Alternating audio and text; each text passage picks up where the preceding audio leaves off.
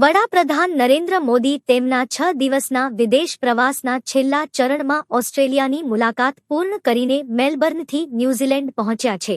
Airport પર પ્રવાસી ભારતીયો અને સ્થાનિક વહીવટીતંત્ર દ્વારા તેમનું ભવ્ય અને ઉષ્માભર્યું સ્વાગત કરવામાં આવ્યું હતું. ન્યૂઝીલેન્ડમાં છેલ્લા 40 વર્ષમાં કોઈ ભારતીય વડાપ્રધાનની આ પ્રથમ મુલાકાત છે. આ પહેલા વર્ષ 1980માં તત્કાલીન વડાપ્રધાન રાજીવ ગાંધીએ ન્યૂઝીલેન્ડનો પ્રવાસ કર્યો હતો.